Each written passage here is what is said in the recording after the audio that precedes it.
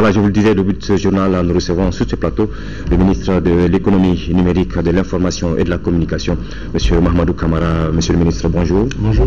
Merci d'être venu sur ce plateau. Quels sont les enjeux réels de cette tournée du Premier ministre dans la région du Nord?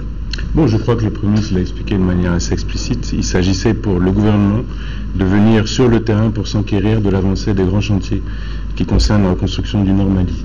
Il s'agissait aussi de faire le point de l'évaluation du retour de l'administration sur le terrain et aller rencontrer les populations, aller au-devant des populations pour connaître leurs attentes, leurs appréhensions et comprendre les problèmes qu'ils vivent aujourd'hui pour que le gouvernement puisse apporter une réponse concrète dans les meilleurs délais. Alors, ces événements malheureux de Kidal, vous pouvez en parler un peu?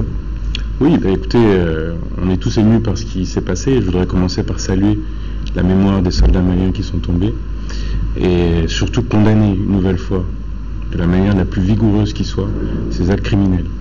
On assiste aujourd'hui à un regroupement de certains groupes armés avec des forces terroristes qui s'attaquent à la République du Mali. C'est inacceptable. C'est inacceptable et nous n'acceptons pas.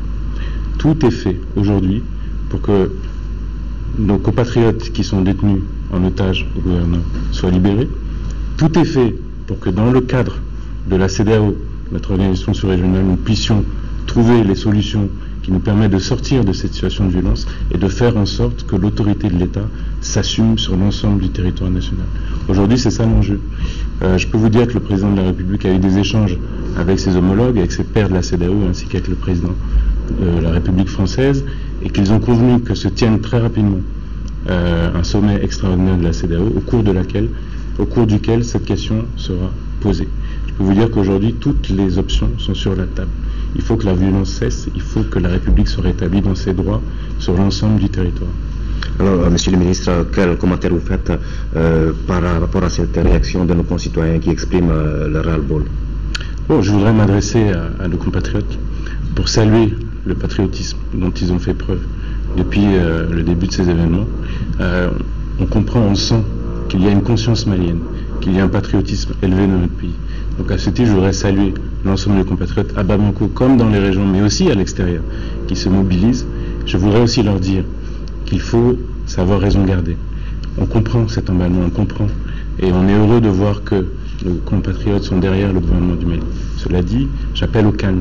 Je souhaite que les uns et les autres puissent garder leur sang-froid, que dans le contexte actuel qui est déjà difficile, on puisse serrer les rangs, être tous derrière le gouvernement qui fait le travail nécessaire pour que la situation soit réglée dans les meilleurs délais.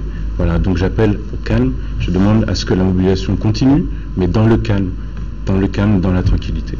Un dernier mot, Monsieur le ministre, avant de prendre congé pour.